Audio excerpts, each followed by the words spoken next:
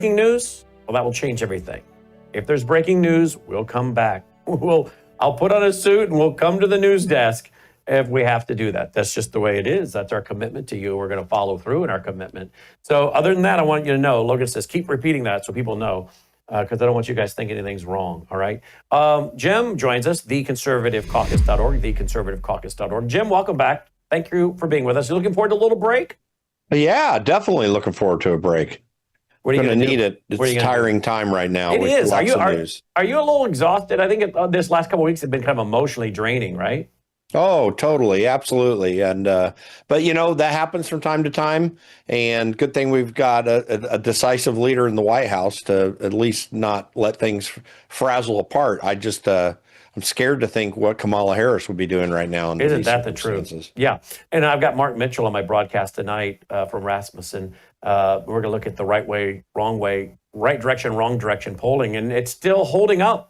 It's still holding up to really high levels for President Trump.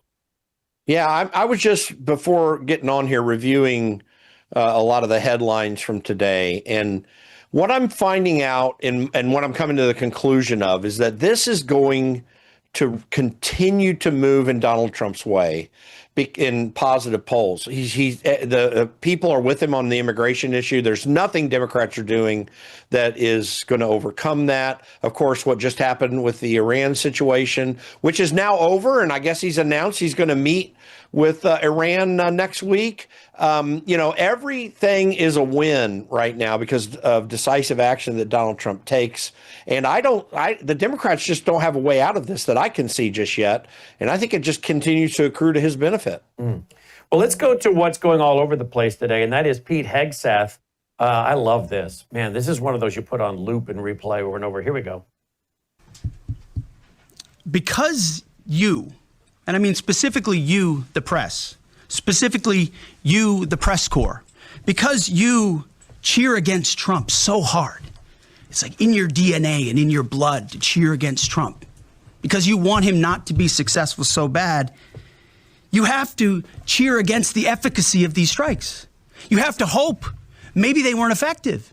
Maybe the way the Trump administration has represented them isn't true. So let's take half-truths, spun information, leaked information, and then spin it in every way we can to try to cause doubt and manipulate the public mind over whether or not our brave pilots were successful. How many stories have been written about how hard it is to, fly a plane for 36 hours? Has MSNBC done that story? Has Fox? Have we done the story how hard that is? Have we done it 2 or 3 times so that American people understand? How about how difficult it is to shoot a drone from an F-15 or 16 or F-22 or F-35? Or what it's like to man a Patriot battery? Or how hard it is to refuel midair? Giving the American people an understanding of how complex and sophisticated this mission really was.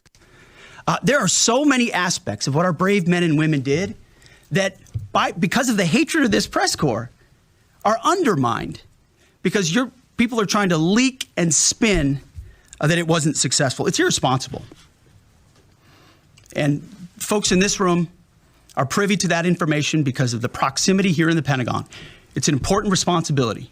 And time again, classified information is leaked or peddled for political purposes to try to make the president look bad. And what's really happening is you're undermining the success of incredible B-2 pilots and incredible F-35 pilots and incredible refuelers and incredible air defenders who accomplished their mission, set back a nuclear program in ways that other presidents would have dreamed.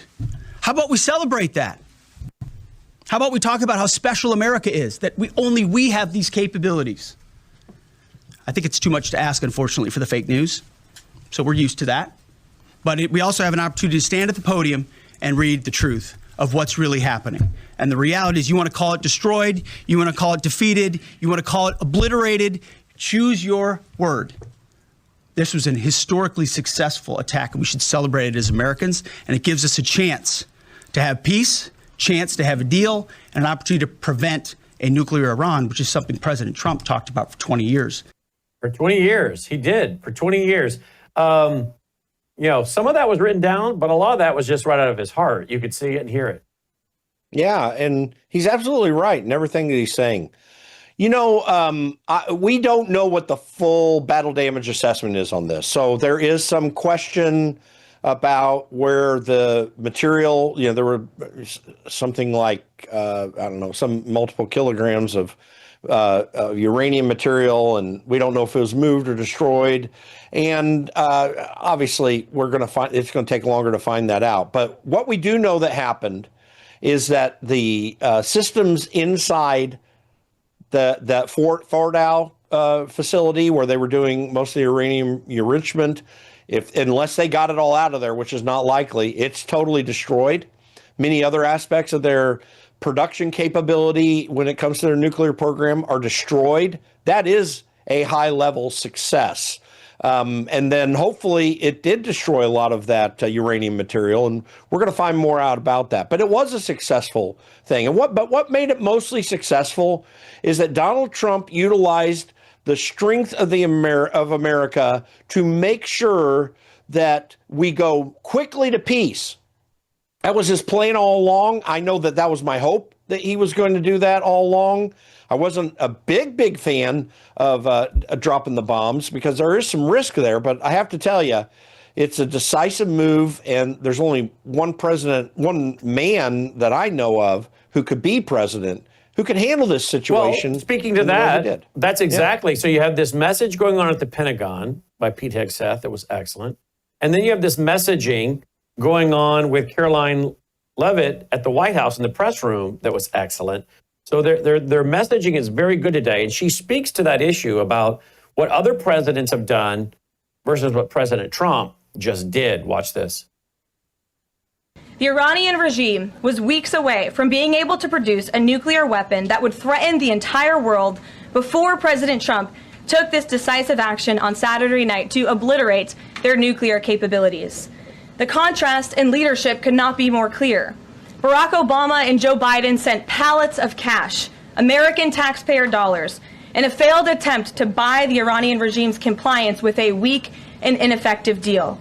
President Trump sent a fleet of American warplanes to destroy Iran's ability to produce a nuclear weapon. The United States and the entire world are safer because of this president's decisiveness.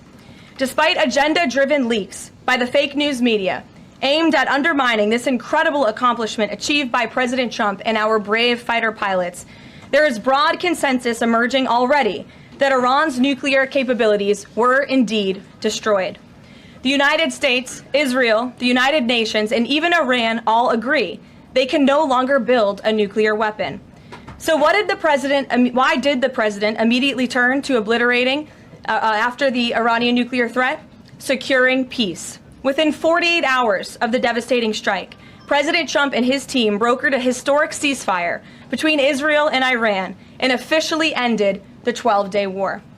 The Middle East is now shifting away from chaos and bloodshed and moving toward the beginning stages of a new era of peace and stability that President Trump has long called on them to achieve. This was unthinkable at this time last week, and this is what peace through strength looks like. There you go. This is what peace through strength looks like. And notice what the other presidents did. Barack Obama, Joe Biden sent pallets of cash. Yeah. And by the way, George W. Bush is no better. I mean, he really made a lot of mistakes. I keep making the point that I believe that Donald Trump is the fulfillment of what was the Reagan Revolution. And there are a lot of people who go out there and think that Ronald Reagan was some sort of a neocon. He was a peacenik. I was just on a former radio station that I was on for 4 years in Denver doing talking earlier and just mentioning the fact that I was sitting in the very chair that host was in, interviewing Peter Schweitzer back in 2007, talking about his book, Reagan's War. What did Reagan do? He didn't want to go to war. He didn't want to put military lives on the line and decimate our treasury by expending treasure in stupid wars. He was out trying to take down the Soviet Union in a peaceful fashion. He undermined their economy. And, the CIA was helpful with him on that. He also, his diplomacy with people in Europe, even Margaret Thatcher was just a little bit skittish related to Russian energy. That's one of the things that Peter Schweitzer brought out in his book. But that was the way Ronald Reagan thought. Donald Trump thinks the same way. And I am so pleased that we have someone who understands that you want a military that is really tough and capable, and you never want to use it unless you absolutely have to, and only in the instance where the homeland is directly at threat. Donald Trump's got that attitude. He sticks with it. He stuck with it in this case, and it paid off. And of course, the best part of this press conference today was Jennifer Griffin. I've been saying, in my opinion, for some time, I think Fox News is really just a mouthpiece, in my opinion, for the CIA. What do you think about that comment before I play this clip? I didn't see precisely what he's referring to in the negative she said. Oh, you haven't? Well, let me have you watch it. You haven't seen this clip? You haven't seen him? I saw the press conference when he pointed her out, but I wasn't sure what he was referring to. I missed that. All right, here we go. Here we go. Yeah. Right there. Yep. Me, sir. Just a quick question. There's public imagery available saying that highly enriched uranium was moved out of Fordo before the strikes. Is that accurate? Have you seen that? And Mr. Chairman, a question for you. Have you been pressured to change your assessment or give a more rosy intelligence assessment to us by any political factors, whether it's the president or the secretary? And if you were, would you do that? Yeah, well, that one's easy. No, I have not, and no, I would not.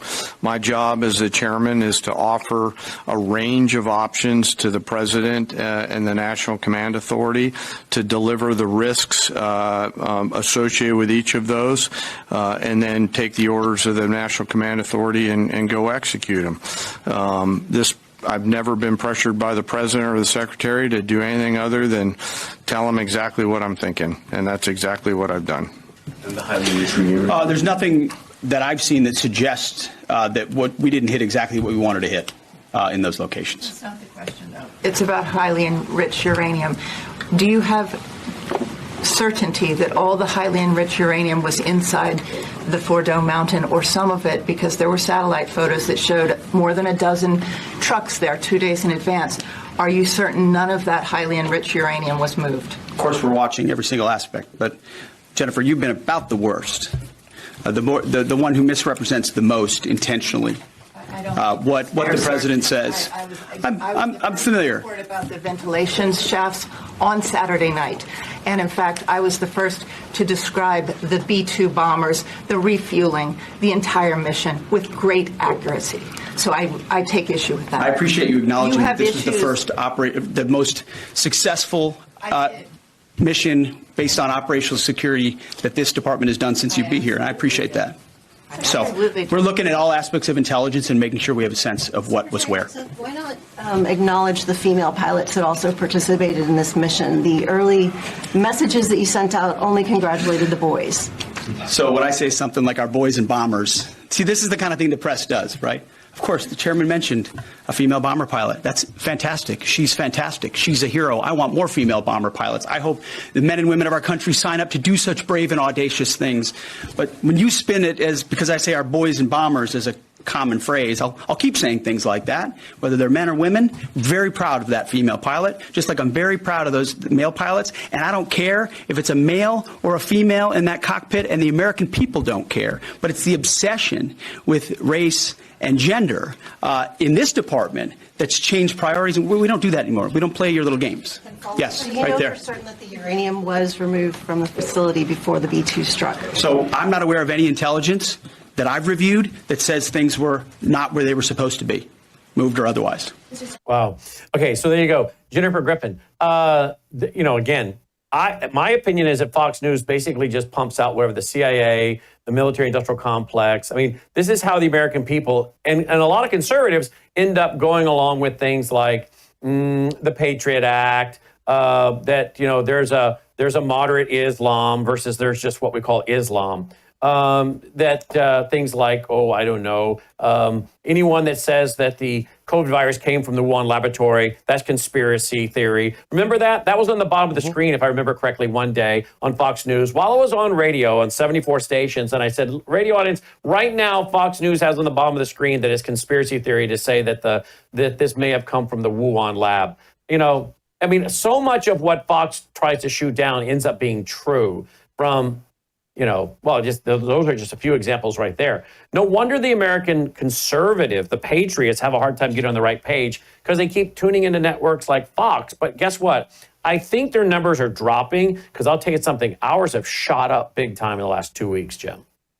Yeah, I will say this, that they have got so many things wrong. They honestly called the 2020 election too early. There's so many things. You know, Roger, as we've talked about before, Rupert Murdoch really does have it out for Donald Trump. He's out to undermine him. The Wall Street Journal, a once great paper, once well-run paper, awesome editorial page. They always had factual stories that went right to the point. Their stories were not intentionally biased. They went and tried to get the information and they reported on it. That's been thrown into the trash with the Wall Street Journal, which is really sad. But and Rupert Murdoch owns it. So, yeah, I mean, they have it out for Donald Trump. They actually don't like the Tea Party movement. They don't like the MAGA movement, which is made up mostly of people of that ilk. And it's incredibly frustrating. I mean, they should be or if not maybe but a bastion of truth. If you're going to claim to come from a conservative perspective, then what you're doing is trying to observe the truth. And the liberal left, radical leftists, they're not about truth. They're about pushing an agenda. When you go and push your own agenda, supposedly from the right, you're not doing any better than anyone else. And it's definitely bought in by neocons. And it's really crazy. Mm. And the big, beautiful bill, where are we at with that? Are we going to get this done? Because if we don't, we're going to see a massive tax hike. And this is going to be very damaging to a lot of small business owners. And I am going to get into it tonight on Brighton House Live. But it looks like a lot of folks have parked their money on the sidelines. Houses aren't moving. We need interest rates to come down. We need Jerome Powell to move on. We need a new Fed chairman. I think President Trump is working on that. But we need interest rates to come down. We need housing market to move. Housing market is so dependent also on personal spending. Personal spending involves buying things like new drapes, new beds, new furniture for the backyard. That personal spending, we're seeing some numbers that show that stuff is dropping a little bit. People are parking their money on the sidelines. They don't know if we're going to have to pay more taxes, so they're parking money versus expanding their business, buying new equipment, or whatever. We've got a problem here. We're going to get into that tonight, but what are your thoughts? Because we've got to get this new big beautiful bill passed so that the business owners can know we're not going to see some massive tax hike, so they can start throwing money into the economy and expanding their businesses. Well, the Senate's doing everything it can to kibosh the bill, to be candid with you. They've made some changes that are pretty absurd. And oh my gosh, the parliamentarian said we can't do this. By the way, let's just, as is my want, let's go to the Constitution, Article 1, Section 5, Clause 2. Each house may determine its rules and proceedings. But no, we're going to listen to the parliamentarian because they're the absolute authority. And it's just really, really crazy the way Washington works. So I just heard you've got all the people who want this massive increase in the SALT deduction, and the Senate did, in my opinion, rightly reduce that back down. But there are a myriad of other things that they've changed that could really mess things up. They're not going to get rid of all the Green New Deal stuff that came in during the Biden administration. That's a laydown. That's easy to do, and they can't even do that. They've also changed some of the Medicaid reforms that were in place. So I do hope it passes.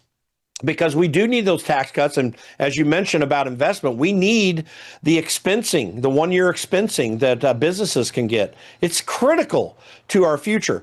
Donald Trump is, by the way, not trying to so much rebuild a consumer economy, although that's really important. We need a business economy that can get back into manufacturing.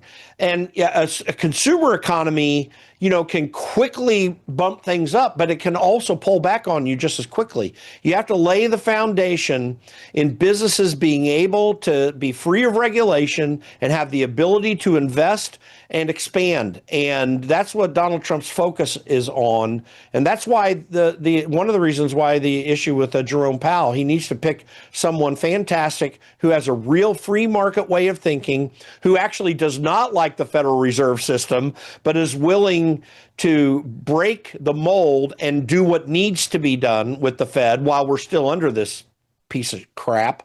That's what he needs to do. Jerome Powell's never going to do that. He's already put a statement out intimating maybe that they might reduce interest rates. But the stock market is doing great. Donald Trump has really put a lot more confidence into the system if we can just get the politicians in Washington, D.C., in Congress and the Federal Reserve off our backs. Stop spending money. And the last point I'll make on this, Javier Milei made massive, massive cuts in government spending in Argentina, and he had some real economic numbers bad for about a year, and then suddenly he's at 5.8% growth, higher than China, well higher than what we're experiencing. If Congress could ever just get to the point of recognizing that, yes, the tax policy side of the bill is great, but cut the dang spending. That's what we need to do. And so I hope that they work it out. But if they don't pass it, and they're working hard to grab defeat out of the jaws of victory here, we're going to be in a world of hurt. Let's take a look at this. My buddy Trevor Loudon has just put this out. He's like, listen up. This is the new Democrat mayoral candidate for New York City. He says, them. What kind of mayor does New York City need right now? ? He says, me. And then he puts down here, I guess comparing himself to this 21-year-old new mayor who is a communist. She'll be the youngest mayor of a city in the world. Here she leads a detachment of red volunteers. So let it be known you're getting an Islamist and a Marxist, which, by the way, a lot of people want to call out that he's a socialist and a communist, but not a lot of people either have the understanding or the guts to also say that he's an Islamist. So people that are just saying he's a Marxist, I'm glad they're doing that, but I want to know why you're not referring to him as an Islamist as well. Okay, it's either because you don't understand the threat of Islam, you're being politically correct, or you're that would be you're either don't know the threats of Islam, which means you don't understand, or you're being kind of politically correct, which means you don't really want to engage in pointing out he's an Islamist. But you can't just go around saying, oh, he's a Marxist. No, he's a Marxist and an Islamist who's a massive hater of Israel, which means he also hates Christians, by the way. So if it's not convenient to point it out because certain people don't care about the Jews, well, maybe they ought to care about themselves. And I bet a lot of Americans consider themselves Christians, but I don't like the fact that people are calling him a communist or a Marxist, but won't say he's also an Islamist. But this is he's a Marxist adherent to Islamofascism. That's exactly right. And now he was out saying today, we need to get rid of hate crimes in our community. And he was talking about hate crimes towards Jews. He's quickly shifting because he knows there's a large Jewish-oriented population in New York City that he's got to get votes from. But by the way, no friend. He also is laying the foundation for hate crime laws, which he will not have his people enforcing when it comes to people going after the Jews, because hasn't he been there in the Intifada rallies and everything? Those hate crime laws won't be enforced, but you can bet your last bottom dollar he'll enforce the hate crime laws on anyone that speaks against him or against Islam. Not against the Jews, but against the Islamists. in my book in 2016, The Coming Religious Reich, I pointed out how Tony Blair was trying to put in hate crime laws, and he was using people that deny the Holocaust. And some rabbis that I quoted in my book in 2016 came out and said, we don't like Holocaust deniers. No. But we're not interested in laws, hate speech laws that are used against the people denying the Holocaust, because that's a double-edged sword that will come out and be used against us, Jews, when we speak truth about something else. And that's what he's doing, I think. Hey, we need the Jews' vote, so we'll say this, but then he's laying the foundation for hate crime laws that will never be enforced against those saying horrific things about Jews, but you better not say anything about the Islamist. So people beware. I warned about that in my book in 2016 with Tony Blair.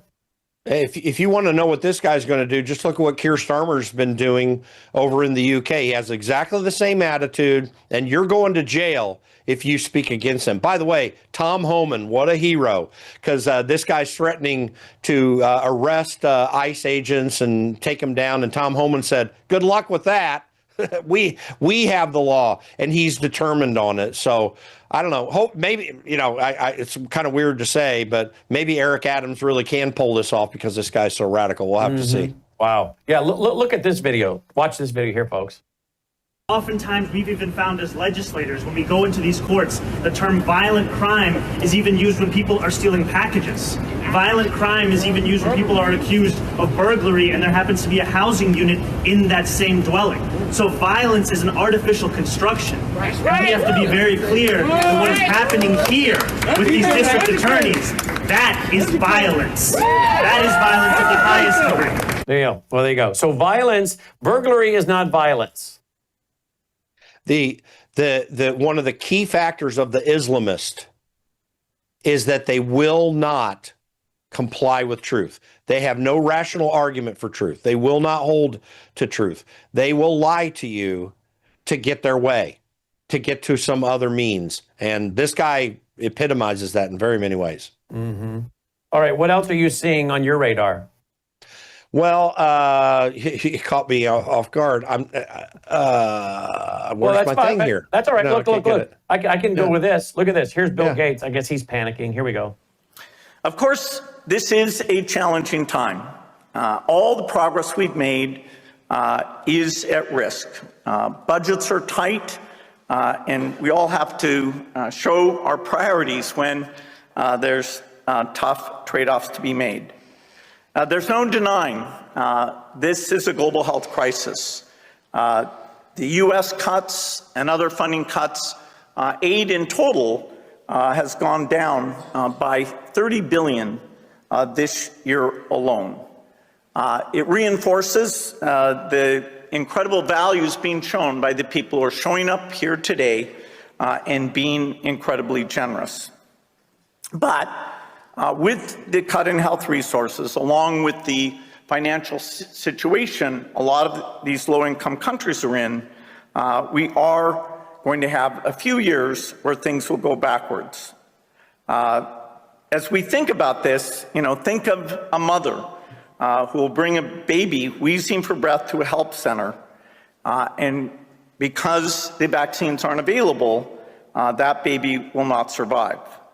Think of a health worker trying to deal with a measles outbreak, who, because there's less resources for that primary healthcare system, our vaccines, that measles epidemic will continue.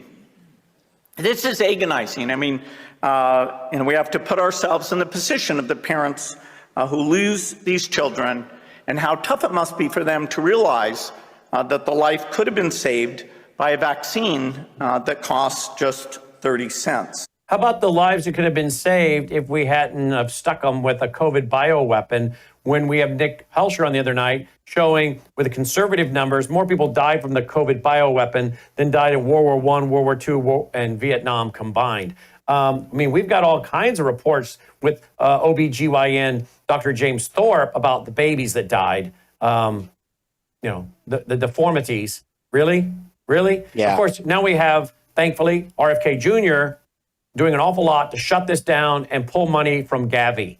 And I think this is what is at the crux of a lot of this, right? Yeah, well, that's exactly what he's pointing to. And by the way, I don't take my advice from a guy who stole 2 operating systems. MS-DOS was stolen, and then they got Windows by stealing the code from Apple. Or some people say that didn't really happen. It did, and he became a billionaire from it. He lies all the time about this stuff. He is a Malthusian crackpot. Don't call Robert F. Kennedy a crackpot over what he says about vaccines. You're a Malthusian crackpot who wants us to eat bugs. You can forget it, dude. Yeah. Yep. And here we have a brand new article tweet out tonight by our buddy Nick Helsher. At least 7 peer-reviewed studies suggest that vaccines cause autism. So what about the poor family whose child went from being a beautiful, bubbly, happy, alert, verbal child to the absolute opposite of that, Mr. Gates? You know what? I mean, I in my lifetime, I've known 2 families who had autistic children, and they were good friends, and we helped them out as friends, and actually would fill in for them from time to time. In both cases, that child changed the moment they had vaccines. I don't know what the science is, but it's a real problem. Well, there you go. 7 peer-reviewed studies. That's the science. TheConservativeCaucus.org. TheConservativeCaucus.org. Happy 4th of July. Enjoy your vacation. Folks, we'll talk to you tonight on Worldview Report, Brandon House Live. Thanks for watching. Take care. Tonight on the Worldview Report, the Trump administration launches a new vetting system for scientists coming into the country on research visas. Will it be too little, too late? The stunning victory by a Muslim socialist in New York City's Democrat primary has Jewish leaders pleading with Jews to flee the city. China has unveiled a new spying weapon. They're calling it mosquito drones. And President Trump goes after Spain for refusing to spend more on its own defense. And top executives from tech giants Meta, Palantir, and OpenAI are being sworn in to the U.S. Army Reserves, receiving an automatic rank of lieutenant colonel. We'll explain why. All these stories and more as the Worldview Report begins right now.